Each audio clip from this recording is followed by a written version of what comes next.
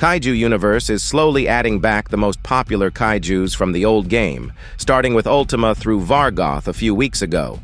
There's many more kaijus to go, and in this video, I'll talk about how certain kaijus should come back, and even show concept art for some of their reskins. This is my third video in this series. Many popular kaijus were talked about in the other two, like the MonsterVerse Godzillas. Starting with the first kaiju with concept art, Mechagodzilla 2021 was one of old KU's fan favorites, an agile powerhouse that introduced special abilities to the game with its dash move. What if his rehash turned him into a walking nuclear reactor? A fusion chamber that literally has the power of a star? This is the Dyson Forge. Inspired by the idea of a Dyson sphere, the idea of a giant solar panel built around a star to get power from it. A star is basically just a giant nuclear fusion reaction. Nuclear fusion is the opposite of nuclear fission, the way nuclear power is made in real life. Instead of pulling atoms apart, fusion pushes them together. Stars make so much energy because they are just a massive fusion reactor. So the Dyson Forge has a tiny fusion reaction, a mini star inside of it, and it uses it to power itself. Next, I already made a video about this one, but I'm including it because it's important to the next one, Styx Keeper Cerberus. This is Monster Zero.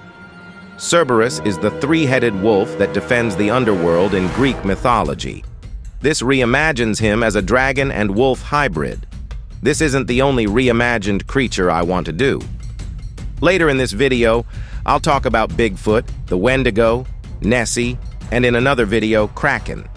But the reason I wanted to show Cerberus again is because of this, EVA's reskin, Hades.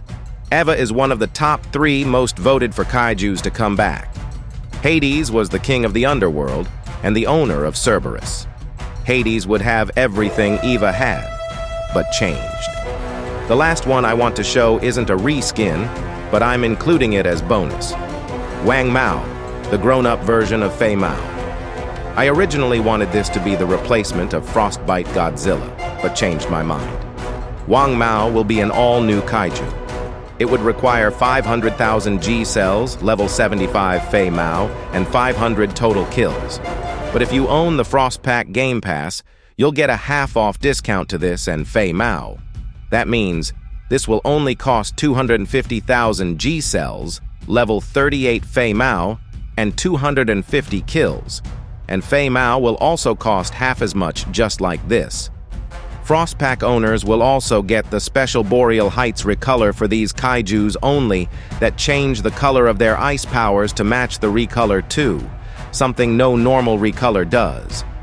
Wang Mao would be like Fei Mao with the ability to mark prey for bonuses, but can also trap them with ice structures like bombs, walls, and spikes.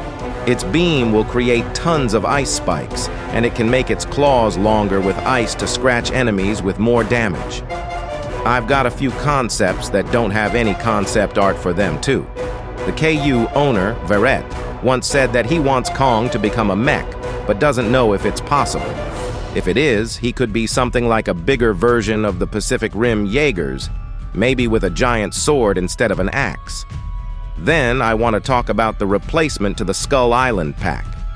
I think they should go off of the Wendigo crawler idea and make the whole pack a cryptid pack.